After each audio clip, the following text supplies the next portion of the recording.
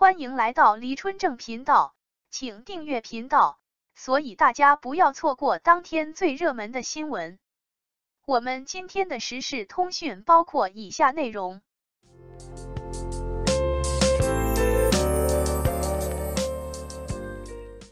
谈到绝望的文盲，你的脑海中出现的第一个娱乐圈明星会是谁？全国政协委员、中央戏剧学院院长郝荣认为，演员拼到最后，拼的是文化素养。绝望的文盲受热议，说明观众对演员的要求会越来越高。美丽的容颜总会老去，深入人心的艺术形象，才是演员永葆青春的正道。视频里谈到了绝望的文盲，但很给面子，没有展示负面例子，而是从老中青男女演员中选了几个正面例子。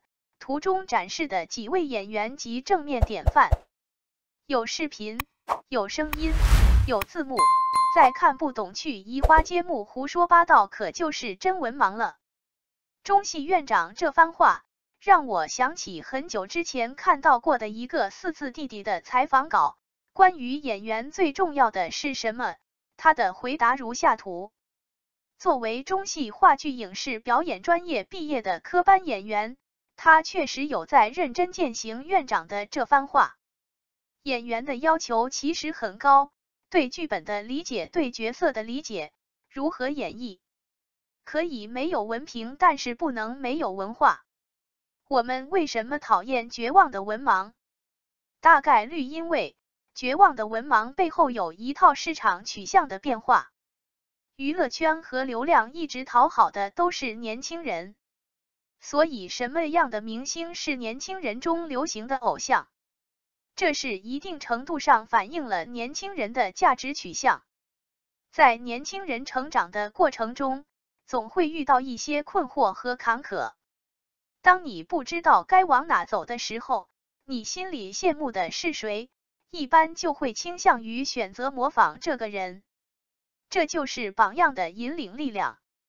上一辈的科学家们让一代娃有了当科学家的人生理想，而之前有媒体报道，很多孩子现在长大都想当网红和明星，因为赚钱多。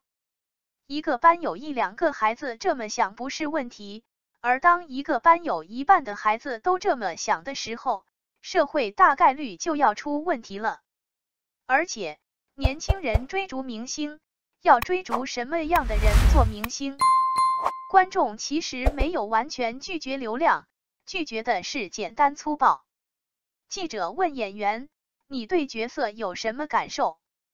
这种问题问的是对角色基本的理解力，如果这种问题回答不上，那对角色的呈现就谈不上合格。所以，这种明星才会被深扒，到底是怎么当上明星的？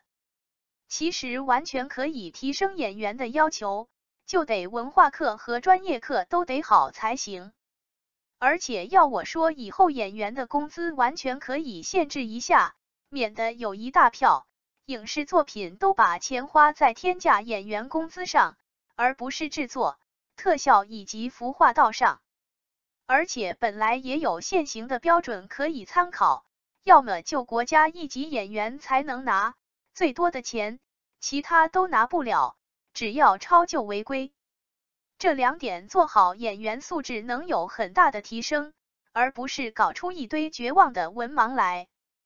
一线明星中很多都是初中以下的文化程度，即便是大学本科毕业的明星，由于艺考分数只要300-400分，其智商和真正的文化知识程度和普通大学本科生仍有很大差距。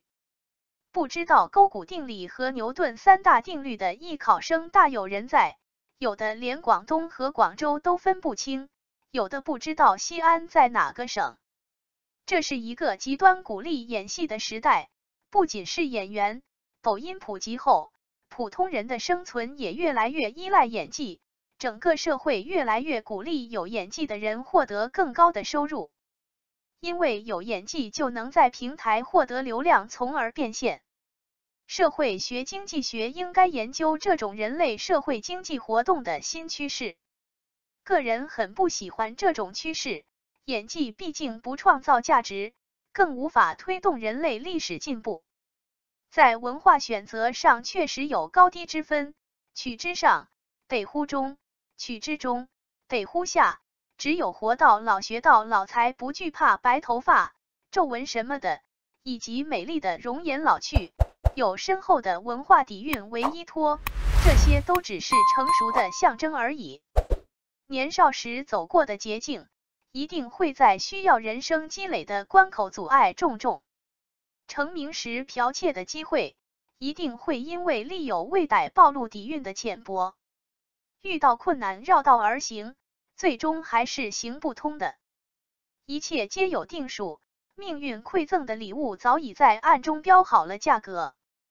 不论什么时候，演员靠的都是作品，没有文化也不是永久的，没必要一直揪着不放，只要后续肯下功，中国电影依旧有未来，但总是不断引战，即使演员都是影帝，国产电影也走不远。感谢您观看视频。如果您觉得本时事通讯有用，请不要忘记点赞、评论和订阅。祝您生活愉快，充满活力。再见。